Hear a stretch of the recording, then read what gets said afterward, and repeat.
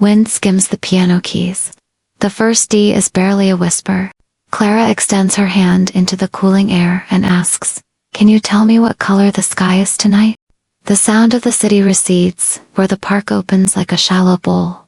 Faint bicycle bells. A dog's elastic bark. Leaves clapping softly. Clara knows the way by footfall and scent the crushed sweetness of late roses. The mineral hush by the fountain. The maple that drops one leaf sooner than the others. The bench is 32 steps from the gate if she doesn't get distracted by the children's carousel song, which she often does. She counts anyway. Sometimes counting is the only rope she trusts. Her portable keyboard rests across her knees, a slim weight she can lift and carry with the strap she sewed herself. She sets it down, clicks the battery on, listens for the friendly electronic sigh. Music gives her coordinates. Before the accident, color did. Now it's vibration, temperature, the way air changes near people. Some presences are hot, like coffee, steam. Others are the cool of a window before rain. She warms the keys with a gentle arpeggio. It's nothing, really just a polite hello. She never plays loud. The park doesn't need loud. The park needs noticing. The way the fountain hisses on a windy evening. The way a child's giggle lifts and floats like a ribbon. The way someone, somewhere, is arguing kindly about whether to cook pasta or order in. Clara plays the noticing. There is someone on the neighboring bench.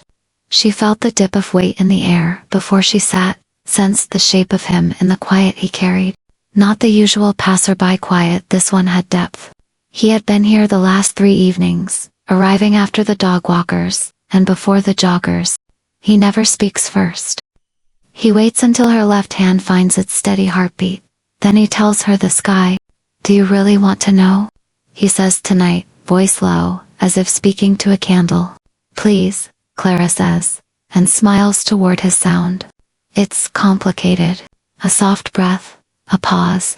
At the horizon, there's a pale gold line. You know the place where the river pretends to be the sky? Right there. The gold looks tired in a beautiful way. Above it, a slow orange like a clementine that sat on the windowsill all day. Higher, it fades into something that would have been blue if today weren't carrying a story in its pocket. Clara laughs. "What story?" "The kind you tell yourself at noon, and only believe at dusk," he says.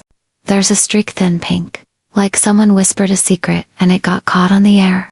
And clouds like, well, one of them looks like a dog that lost its leash.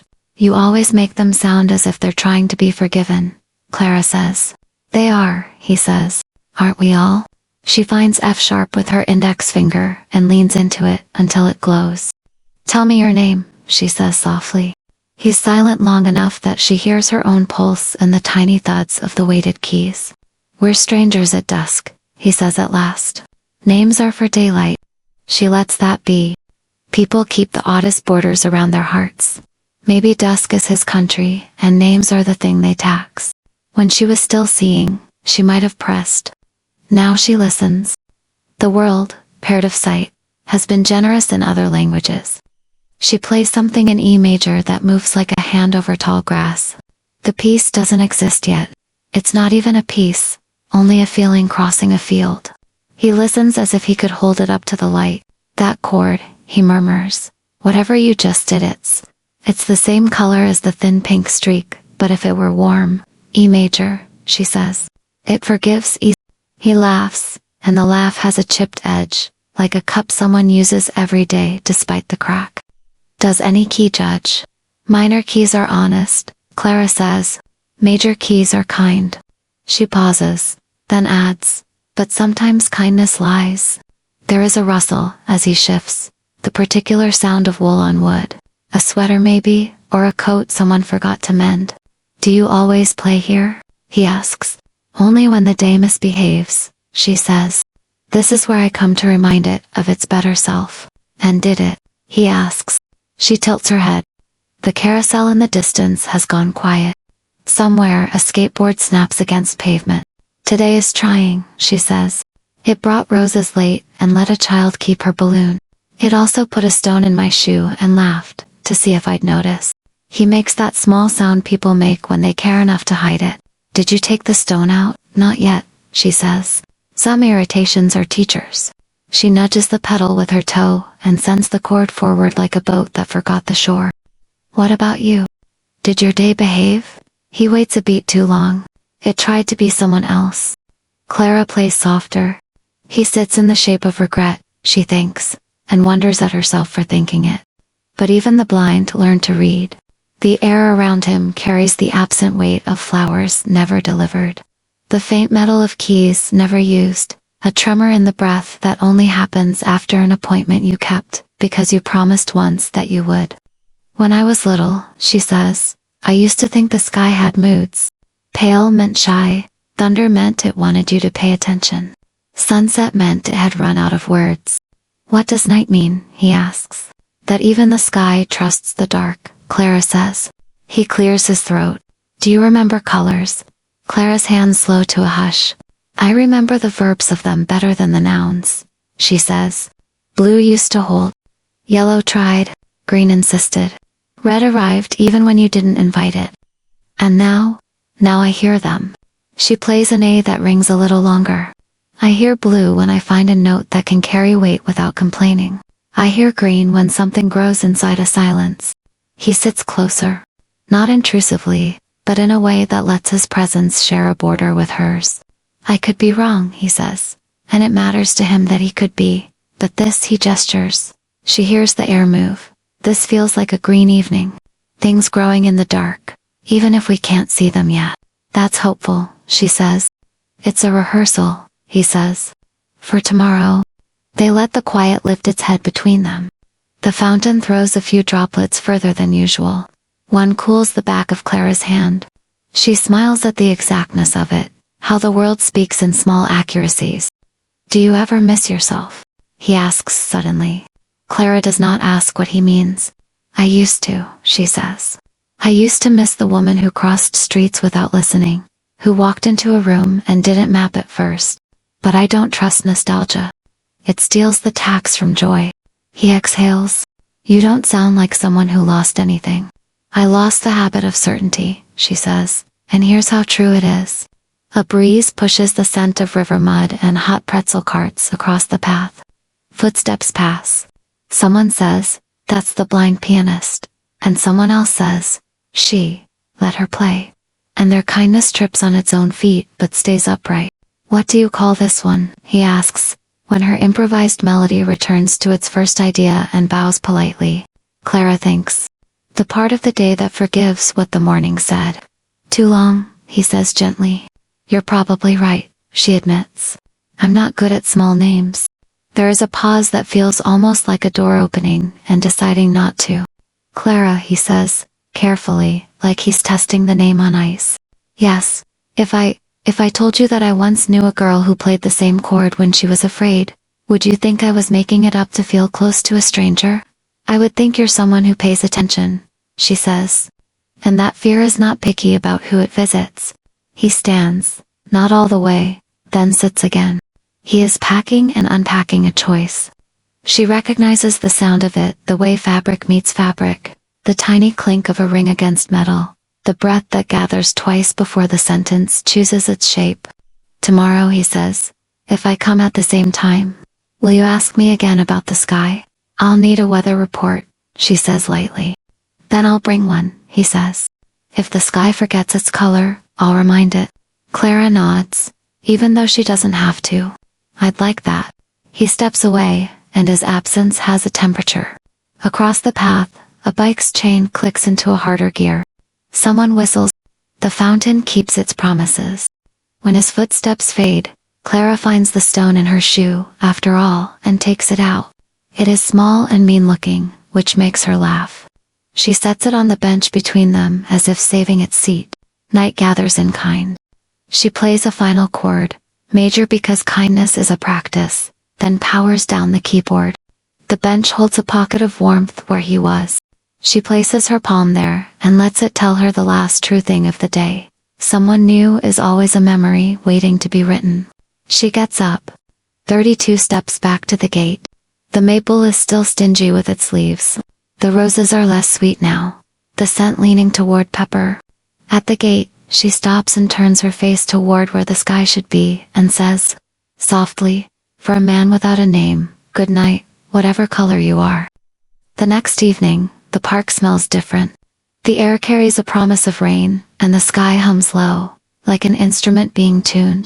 Clara sits down, counting her steps as always, 3 from the gate, 3 from the fountain's echo. She wipes the bench with her sleeve and feels the trace of warmth that doesn't belong to the day. He had been there again. Or maybe memory leaves heat behind too. She sets her keyboard across her knees and listens to the world, wind teasing the grass, the distant shuffle of traffic, the slow creak of a swing that someone forgot to chain. When she presses the power button, the soft sigh of the battery greets her like an old friend. She begins with G minor tonight. It fits the clouds.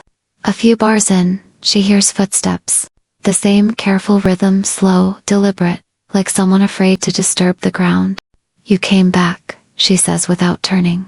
I told you I'd bring the weather report, he answers. His voice is softer tonight, a little bruised at the edges. It's about to break. Break the sky, he says. It's holding too much. She tilts her head, smiling faintly. So are you.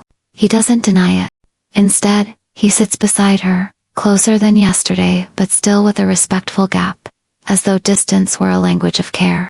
Clara plays a run of notes low, low, higher, then back again. You sound different, she says. I am, he says. Some colors weigh more than others. Tell me, then, what color is the sky? He takes a breath that sounds like remembering. Gray, but not the cruel kind. More like the inside of a seashell dull silver, with light trying to escape. The edges of the clouds are gold, the kind that doesn't shine but survives. There's a wound in the west where the sun used to be. Clara slows her playing. A wound. He nods, forgetting for a moment that she can't see. The kind that doesn't bleed but remembers pain. She stops completely, hands resting on the keys. You describe it like someone who's lost something. Maybe I did, he says quietly. Maybe I'm just learning how to name it. They sit in the kind of silence that doesn't feel empty. The fountain's rhythm fills the spaces between them. I used to think the sky changed for us, she says. Now I think it's the other way around. We change so it doesn't have to.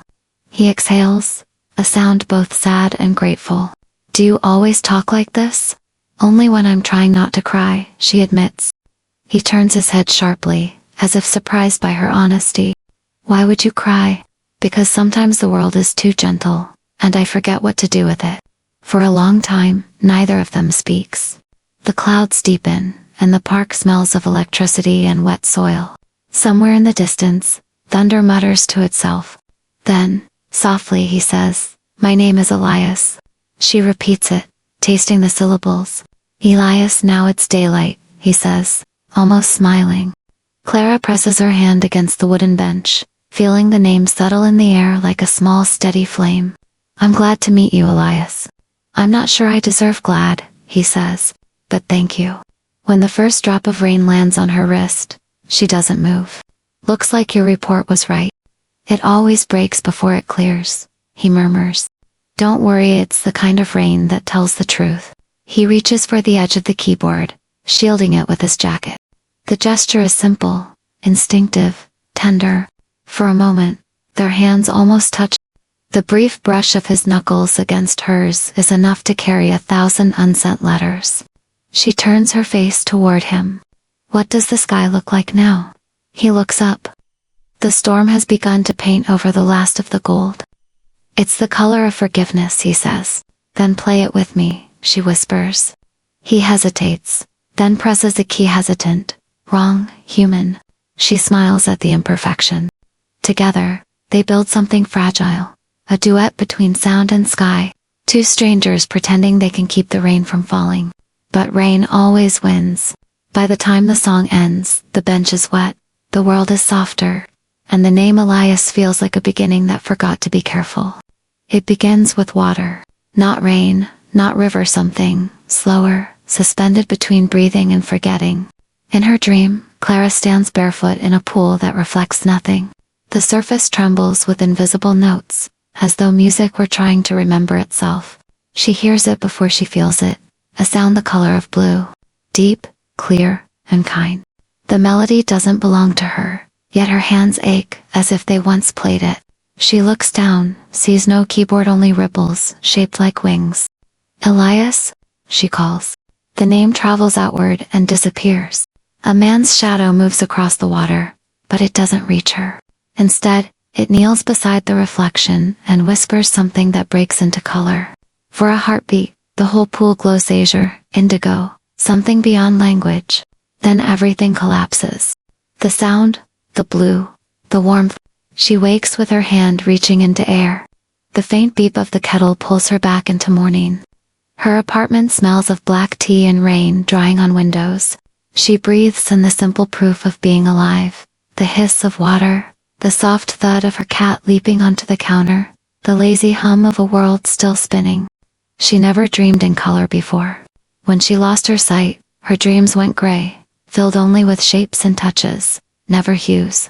But last night, the sound had been blue and she could feel it, like silk soaked in memory. Clara sets her cup down carefully and whispers, "So this is what remembering looks like." The day moves gently. She teaches to piano students, children whose laughter doesn't understand sorrow yet. Between lessons, she hums fragments from the dream, writing them down by ear, afraid they'll dissolve if she waits. By dusk, the notebook holds a melody she names the dream that remembered blue. The park smells like wet iron when she arrives. She sits, counting the same 32 steps, and waits. The sky hasn't decided its color yet. It hovers between apology and promise. When he arrives, she knows from the shift in air pressure, how the wind changes temperature around her, how his steps fall heavier on the last 3 paces. "You're early," she says. "So are you," he replies. "I had a dream," she says, before he can speak more. "Good or bad, I don't know. It was blue." He hesitates. "Blue?" "Yes. The sound was blue. I don't even know how to explain it." He sits beside her, close enough that she feels the static from his coat brush her sleeve. "Tell me," he says softly. She tells him everything: the pool, the reflection, the voice that broke into color. When she finishes, silence folds around them, thick and electric. Elias finally says, "You used to dream like that before." Clara turns her head toward him.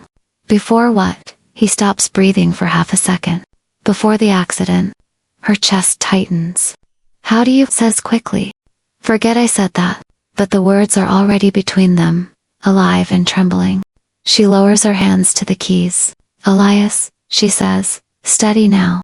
You're not a stranger, are you?" He doesn't answer. Instead, he points at the sky as if she could see it. "It's blue again," he murmurs. "Just like you dreamed. Tell me," she whispers, her voice thin as air. "It's that rare blue after storms," he says. "The kind that forgives everything. It looks like it waited for you." Her fingers find C major. The note feels like exhaling. "Then play it with me." He does. And when their notes meet, she realizes the melody from her dream isn't just memory, it's recognition. The sound that was once blue now holds to heartbeats. And for the first time, she's afraid that the man beside her might not belong entirely to the living. The third evening comes wrapped in gold and gray. The storm has left the air fragile, the kind of quiet that waits to break. Clara walks slower than usual. Her cane touches the puddles left by the afternoon rain, counting them like soft memories. She can tell the world is clean: the scent of wet leaves, the faint sweetness of soil, and somewhere far, a church bell ringing for a reason she doesn't need to know. She reaches the bench 32 steps, always 32, and stops. Someone has placed something there. Her hand brushes paper, slightly damp, folded twice, smelling faintly of cedar and ink. She unfolds it carefully. Inside, embossed with the lightest impression of Braille, is a sentence. "If music remembers us, let this be its proof." Under it, a sheet of notes pressed in heavy pen strokes. A melody. Her heart stumbles. It is the same one from her dream, the blue sound, written exactly as she'd played it by instinct. But she never showed it to anyone. She sits, fingers trembling, the page balanced on her lap like a heartbeat she doesn't know how to hold. When she turns her face toward the fountain, she already feels him there. "You left this," she says. Elias's voice comes from beside her, softer than before, threaded with something between guilt and relief. I didn't mean to, but some songs refuse to stay buried. She lifts the paper slightly. You knew this melody. I did, he whispers. A long time ago, someone taught it to me. Clara swallows. Who you did? Her pulse freezes. That's not possible. It was years ago, he says, words breaking like surf. You were still in the conservatory. I was the volunteer who tuned the practice pianos at night. You once played this half of a Tangi said. It sounds like a memory I haven't lived yet. She tries to breathe, but the air feels too thin. And then, you laughed, he says, smiling through his own shaking voice. You said if I ever found the ending, I should send it back to you. Her hands tremble harder. Elias? He nods. I did find it, but I waited too long to give it back. Something inside her folds. She presses her palms against the bench as if it could anchor her. Where did you go? An accident, he says simply. Same night as yours? Different street, same storm. Her throat closes. You? He cuts in, gentle. It's all right. I didn't mean for this to be cruel. I only wanted to hear the melody alive again. The sound of the fountain turns sharp, like rain striking glass. She feels the world shift, the temperature, the pressure, the air itself trembling as if it knows. Are you? She begins. I don't know what I am, he says. Maybe a remainder. Maybe just the echo of that night. She reaches toward his voice. Let me touch your hand. He hesitates. You won't find much there. I don't care. After a moment, warmth meets her palm, faint, flickering like heat that remembers itself. His hand is light, almost translucent under her touch, but real enough to make her eyes sting. Does it hurt? She asks. No, he whispers. It only hurts when you stop playing. She presses a trembling key F major this time. Then I won't stop. He exhales, a sound of relief and sorrow entwined. Promise me you'll finish it. The song, the memory. She nods, even though he can't see. I promise. He smiles. She can hear the smile, the way air softens around it. Then maybe the sky will remember its color after all. When the last chord fades, she realizes he's gone.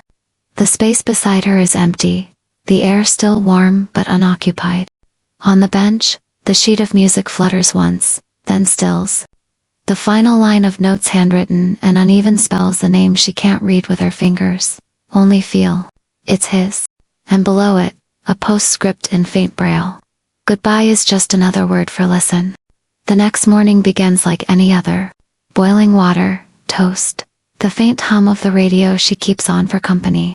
But when the static clears, a single piano note drifts through the speaker, low, patient, familiar. Clara freezes mid-movement. It's her melody. No, their melody, asterisk. The radio host's calm voice follows. Today's feature comes from an anonymous recording, found among a set of unlabeled tapes, donated by the city's old conservatory. The piece has no official title, but it carries a handwritten note, for the one who taught me blue. The next sound is the very chord that began her dream. Her hands tremble around the cup. The tea tastes of metal. She moves closer to the radio, knees almost touching the cabinet, as if distance could erase disbelief. The melody plays exactly as she and Elias performed it, every hesitation, every breath between notes. Except for one thing. In the background, faint but there, a man's voice murmurs something she never heard that night. Clara, if you're listening, thank you for finishing what I couldn't. Her body goes still. The air in the apartment grows too large, the world too quiet. She reaches to turn up the volume, but the knob stops. Halfway the radio sputters, hums, then clicks off completely. Silence.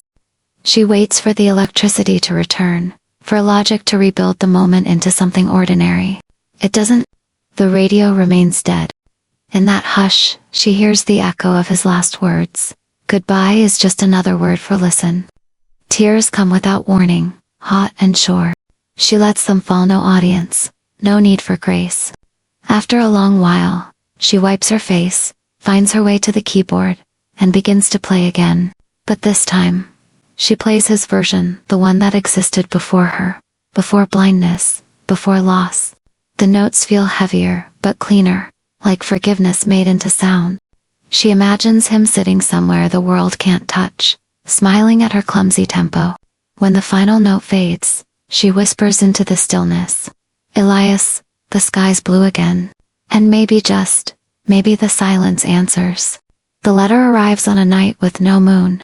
Clara finds it by sound an unfamiliar rustle under her door, faint but deliberate. The city outside is half asleep. The rain has stopped pretending it will fall. She kneels, fingers brushing the envelope, thick, textured, sealed with wax that's cracked from travel. There's no sender. Only her name, handwritten in a script that hesitates between grace and trembling. Clara Evans. Her hands shake as she opens it. Inside braille pressed carefully. 3 words. Play it there. Beneath that, a faint scent of cedar and rain. She knows what there means. The park, the bench, the place where dusk never really ends. It's close to midnight when she arrives. The gate creaks like an old friend recognizing her. The fountain has been turned off, and the air hums with that strange stillness that only belongs to places waiting for something to return. She counts the steps 32 and stops. The bench is damp with memory. Clara sets her keyboard down, unfolds the legs, powers it on. The battery hums softly, as if aware of the gravity in the air. She lays the old sheet music on her lap, the one with his handwriting, his name hidden in the ink. Then she begins to play. The melody starts as it always does. Soft, blue, forgiving. But halfway through, something happens. The air bends. The night itself begins to sound different, as though the darkness is learning harmony. And then his voice. Not from beside her. Not from behind. From within the music. "You came." Her heart stutters. "I promised," she whispers. "Then play the end, Clara." She hesitates. "There was no end. You wrote it last night." She freezes. "What?" "The blue note, the one that only exists in silence. Play that." She closes her eyes tighter, listening not with ears but with everything else. Then she presses a single note, barely audible, between G and nothing. The park exhales. The world folds once, like paper giving up a secret, and suddenly she can see, not the world as before, but outlines of light, every sound made visible. The fountain's memory glows silver, the trees hum in green, and the bench beneath her burns softly in gold. In front of her, Elias is made of sound and dusk. "Elias," she breathes, tears slipping without thought. He smiles, flickering, fragile. "You remembered the color. It's everywhere," she says. "It always was," he answers. "You just had to listen long enough." He steps closer, and the light around him wavers, like breath on glass. "Is this goodbye?" she asks. He shakes his head. "No. This is the rest of the song." He reaches out, and their hands meet, not solid, but enough. Warmth surges through her, filled with every note they'd ever shared. "Promise me," he says, voice already fading. "When the sky forgets its color again, you'll play until it remembers." She nods, unable to speak. He smiles once more, then dissolves into light. The last trace of him lingers in the air, like the tail of a cord that refuses to die. Clara keeps playing until dawn stretches its pale hands across the sky, until the final note finds the horizon, until the world breathes blue again. The morning arrives without hesitation, bright, full, almost too alive. Clara stands behind the stage curtain of the city's small concert hall, her hands folded against each other, trembling not from fear, but from something gentler, anticipation perhaps, or gratitude disguised as nerves. It's her first public performance since the accident. Every seat has been sold, though she never advertised. The hall is filled with strangers who have come for reasons they don't quite understand, drawn by the title printed on the program. When the sky forgets its color, a stagehand whispers, "You're up." She nods, steps forward. The cane taps once on the wooden floor sound like punctuation at the end of a long story. The lights dim. The audience quiets. She sits before the grand piano. For a moment, she lets the silence settle. She can feel the room breathing with her. Then, softly, she begins to play. The opening chords bloom like memory, rediscovered, tender, slow, patient. Each note carries a heartbeat, and each heartbeat carries a name. Elias. The melody expands, spilling beyond the keys, weaving through air, over heads, into hearts. And in that sound, the hall itself seems to change. People later swear they saw it. The faint shimmer of light drifting from the ceiling, the windows glowing faintly blue despite the morning sun. But for Clara, it isn't about miracles, it's about remembering. Halfway through, she plays the blue note, the one that exists only in silence. The hall stills. For that 1 second, even the air listens. And then something impossible. The scent of cedar. The soft warmth of another presence beside her. A whisper low, laughing, familiar. You kept your promise. Clara smiles, tears tracing quietly down her face. I told you I would. Her fingers move faster now, the music blooming into a light too bright to belong only to sound. Every note becomes color silver where sorrow was, gold where memory healed, and blue endless blue where love refused to end. When the final chord fades, the hall remains utterly still. Then applause resumes soft at first, then like rain. But she isn't listening for hands. She's listening for him. And in the applause, in the space between the noise, she hears his voice, gentle as dusk. When the sky forgets its color, it's just waiting for you to play. She laughs through her tears, bows her head, and whispers into the piano's warm echo. Then I'll keep playing. Outside, the sky has turned the clearest blue she's ever felt. And though she cannot see it, the whole world seems to be listening. The concert is over. The hall has emptied. But the sound still lingers on the walls, in the seats, in the corners where applause once lived. Clara remains alone on stage. The piano lid is open, the last chord still faintly humming like a heart that refuses to rest. She sits quietly, feeling the warmth fade from the keys. Beside her lies a piece of stationery, cream-colored, embossed with braille dots in the top corner. She touches it lightly, then begins to write slowly, carefully each word pressed like a note into paper. Dear Elias, it's strange to write to a sky. But maybe that's all you ever were, something too far to hold, too near to forget. The hall was full today. You would have laughed at how nervous I was. I played your song the way you left it, the way we finished it, the way silence wanted to keep it. They said the sky outside turned blue while I played. I didn't see it, but I felt it. You must have been listening. You once asked me if I still remember colors. I do. Blue sounds like forgiveness. Gold feels like memory finally breathing. And white is the space between every note where you still live. I don't know what happens to music when it ends, but I think it becomes a promise. So here's mine. I'll play again tomorrow, and the day after that, until every forgotten color finds its way home. Thank you for teaching me to listen with my heart when the world went dark. Thank you for reminding me that even silence hums when love is near. If you ever find another sky to rest in, play something there too. I'll hear it, with all the light you left me, Clara. She folds the letter, seals it with a small drop of wax. She melts from a candle on the piano. The flame flickers blue for half a second before turning clear. Then she stands, opens the hall door, and steps outside. The morning is new again, soft, open, endless. She lifts her face toward where the sky should be and whispers, "Delivery complete." A breeze passes. The letter slips from her hand, rising not falling, spinning upward, carried by the wind. It drifts higher, past the rooftops, past the clouds, until it disappears into the same horizon where dusk once learned how to love. And in that moment, the world exhales.